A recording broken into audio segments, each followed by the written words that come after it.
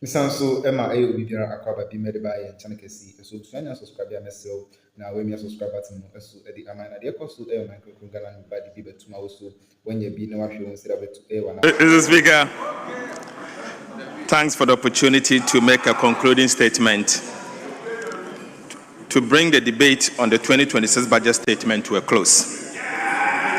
Mr. Speaker, 2 weeks ago, acting under the authority of His Excellency the President, I presented the 2026 budget statement and economic policy of government to this House. Since then, Mr. Speaker, honorable members have taken their turns to interrogate its policies and proposals. Many contributions have been constructive. Others, regrettably, were built on deliberate mischiefs, misunderstanding, selective reading of data or argument that collapse the moment you place them beside the facts. Mr. Speaker, this is a House of Records. So in concluding, I'll take my time to correct some misimpressions and some information that has been placed on Hansard. Mr. Speaker, first, let me start with a statement made by Honorable Abena Osei-Asare on industry, growth, and 1D, 1F agreement. Mr. Speaker, my colleague, the Honorable Abena Osei-Asare, claimed that industry slowed because of 1D, 1F, and that 1D, 1F has been cancelled, and as a result, the industry growth has slowed.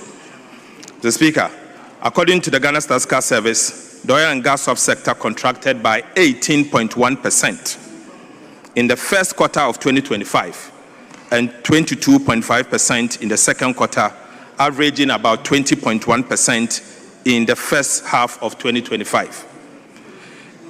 That single structural shock pulled overall industry growth down to 3.4% in the first half of 2025. The cause was clear, Mr. Speaker, and this is because of three things. One, corruption in the sector, and two, underinvestment, Mr. Speaker, and most importantly, operational decline in the petroleum volumes, as we have seen. Mr. Speaker, it had nothing to do with the cancellation of 1D, 1F or realignment of 1D, 1F. Even more interestingly, Mr. Speaker, the subsector of which 1D, 1F beneficiaries actually sat grew by 6.3% in the first half of 2025. So, Mr. Speaker, I'm surprised to hear a former Minister of State at Ministry of Finance make argument that is not founded on data. Mr. Speaker, clearly, this has been misinterpreted and the actual details are not coming out. Mr. Speaker, this budget expands, it does not constrain. Mr. Speaker, let me take my time to point to certain key factors, expenditure lines in the budget that will expand industry. We are rolling out 500 million United States dollars oil palm development financing window. Mr. Speaker, we are also acquiring 4,000 agricultural machineries to boost industry. Mr. Speaker, we have created new incentives for textiles, agro-processing, and pharmaceutical industry that are export-oriented. Mr. Speaker, these are all in the budget. Right, Honorable Speaker, in addition, the VAT reforms are designed to foster business expansions and create new jobs opportunities. Mr. Speaker, I heard my good friend and brother, Afenyo Kwamena Market, aka Chairman One, making a statement that we have rather added small businesses into the VAT net. Mr. Speaker, I've always cautioned him that I know him to be a lawyer, I know him to be a litigant, but I don't know him to be a tax expert. And so when it comes to areas of taxes, he should defer that to me and I'll help him accordingly. Mr. Speaker, rather, what this government has done is that we have exempted businesses turning over up to 750,000 Ghana cedis from the charging and collection of VAT. This is a government that cares. Right, Honorable Speaker. The evidence before us does not support the conclusion that cancelling 1D, 1F has caused the industry sector to rather decline. In fact, it is contrary to the statement that was made by Honorable Abena Osei-Asare. The Speaker, on the fiscal side, the Honorable Gideon Boakun made some statement that, the Speaker, it is worth important that I clarify. The Honorable Gideon Boakun argued that we missed at least 50% of our budget target. It is curious and inaccurate claim, Mr. Speaker, because none of our macro data support these assertions from him. Right, Honorable Speaker? On the contrary, we have met every single macro indicator that we announced in the 2025. Mr. Speaker, in fact, we have overperformed. Mr. Speaker, let me take my turn to take you through it. Right, Honorable Speaker, growth for the first half of the year stood at 6.3%. 6.3%, comfortably above the revised target of 4%. Mr. Speaker, this simply means we actually programmed for 4% and we are doing 6.3%. Mr. Speaker, we have overperformed. Second quarter, Mr. Speaker, inflation fell from 23.8% in 2024 to 8% by October 2025. Mr. Speaker, our target was actually 11%. We have overperformed. We have not missed the target. Mr. Speaker, growth, let me say it again. Mr. Speaker, we programmed to grow by 4%. As at first half of the year, second quarter, we have grown 6.3%. Mr. Speaker, I urge my colleagues to listen to the government statistician when he's speaking. Right, Honorable Speaker, the primary balance swung from a deficit of 3% of GDP in 2024 to a surplus of 1.6%. 1.6% in September 2025. Mr. Speaker, that is not underperformance, it is indeed overperformance. In fact, we programmed to do 1.5% of GDP. We have actually exceeded that. Mr. Speaker, the public debt as at October 2025 decreased from 61.8% of GDP to 45% of GDP. Mr. Speaker, 45% of GDP. Right, Honorable Speaker, gross reserves strengthened from 4 months of import cover to 4.8 months of import cover. Mr. Speaker, every single indicator, we have not only achieved it, but we have actually outperformed the target. These are facts. Mr. Speaker, these are facts.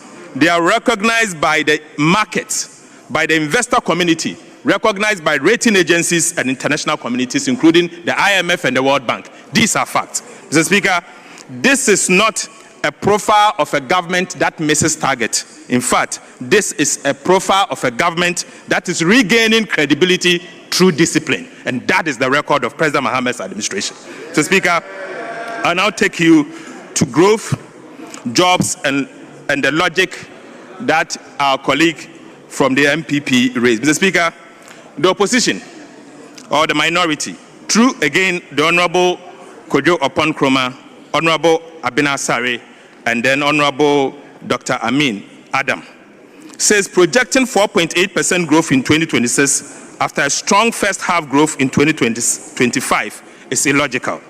In truth, it is responsible rather. Mr. Speaker, it is not illogical, but rather it shows how a responsible government should act. Mr. Speaker, we prefer realism to wishful forecasting. That is why our growth assumptions are anchored in evidence, not political bravado. Mr. Speaker, this is critical for economic management. And because, Mr. Speaker, they are anchored in evidence, they are also very credible. And we will ensure that these our credible projections are achieved by the end of the year. Mr. Speaker, the Honorable Amin Adam further cast doubt on inflation outturns and suggested that the 2026 budget is growthless and jobless. This assertion is also far from accurate. Mr. Speaker, indeed, it cannot be the case. Ghana's disinflation is not a coincidence, but as a result of deliberate policy interventions. Mr. Speaker, we did not just achieve the numbers that we are seeing. It is as a result of deliberate policy interventions implemented by the Bahama administration. Data from the Ghana Statistical Service showed that food inflation was the main driver of price volatilities that we see. So we responded with targeted large-scale supply-side actions. Mr. Speaker, we take those data very serious and we respond appropriately. And let me tell you what we did, Mr. Speaker. The Feed Ghana input expansion and vegetable value chain, as you can find in the budget in paragraph 430 to 433, tells you exactly what we have done. Mr. Speaker, irrigation covering more than 10,000 hectares also tells you exactly what we have done. Mr. Speaker, mechanization through the Farmer Service Center will tell you exactly what we are doing to tackle food inflation. Mr. Speaker, no wonder inflation is declining from 23 to 8 and projected to go down more. Mr. Speaker, we are backing this with a construction of 1,000 kilometers of agriculture enclave route to cut transport costs and ease market access. Right, Honorable Speaker, aside that, we are investing 200 million Ghana cedis through the Ghana Buffer Stock Company to be able to buy excess and glad food in the market. Mr. Speaker, this is what it means for us to use data to shape government policy. Mr. Speaker, I take you now to what we call the credit rating agency and the stability story, as was criticized by the Honorable Tweneboa Kodua Fokuo. Mr. Speaker, the Honorable colleague, the Honorable Tweneboa Kodua Fokuo, have argued that Ghana's credit rating upgrade was as a result of high commodity prices. Mr. Speaker, let me put on record that cocoa and gold prices did not suddenly jump in 2025. They were high in the year 2023 as well. Mr. Speaker, yet in 2023, under the previous administration, the cedi collapsed when commodity prices were high. Mr. Speaker, reserves declined when commodity prices were high. Debt actually surged. Honorable Minister, you can pause for now. The Speaker will take the chair. Please, you can continue. Minister, you can continue.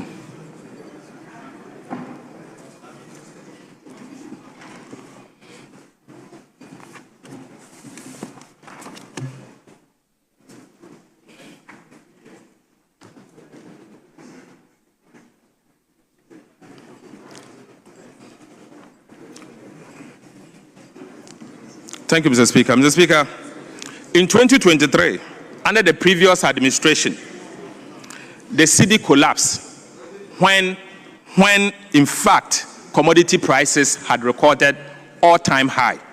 Mr. Speaker, reserves declined when cocoa prices surged and gold prices went up. Debt actually surged. Inflation actually worsened.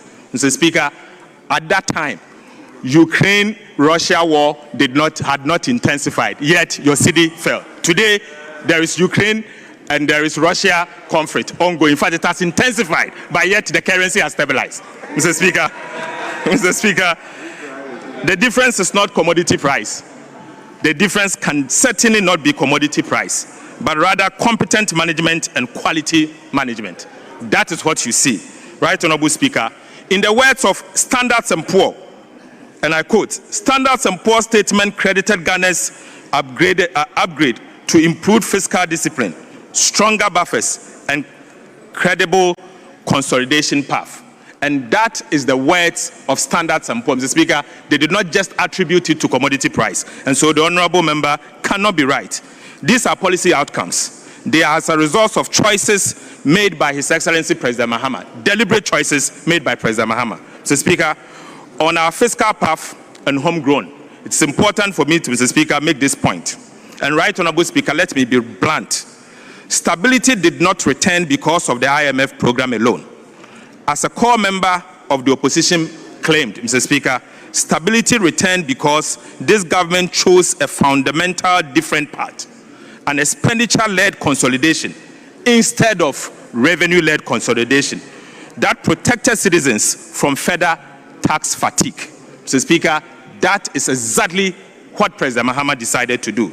We cut waste, we reset expenditure to 2023 levels, we enforced commitment control, we audited arrests, we aligned cash to priorities, we restored discipline across MDAs and coordinated monetary policy with a clear anchor. Mr. Speaker, we did not leave the central bank alone to anchor the national currency. The Ministry of Finance and the government got involved to anchor the national currency. That is the difference that you see. Mr. Speaker, that is how you restore confidence. That is how you stabilize the currency, and that is how you rebuild credibility across an economy. Mr. Speaker, that is important to know. Right, Honorable Speaker, on the security center, at the security sector, our colleague, the Honorable Intim Fojo, made some wild claims that our security investment amount to luxury spending. Mr. Speaker, this cannot be accurate. There is the need for us to retool the security, and it's important as a country that we have to come together to retool the security. So, Speaker, this administration inherited a security sector that had been starved of modern equipment. We are correcting it. The aircraft referenced in the budget are not luxury aircraft. Mr. Speaker, I want to use this opportunity to assure this House that the aircraft, the helicopters and the aircraft that will be purchased by the Ghana Armed Forces will certainly not have a bathroom. There will be no bathroom in that aircraft. Mr. Speaker, it is not a luxury aircraft that will have a bathroom, and it's important I make that point. They are strategic mobility assets for troop deployment, for emergency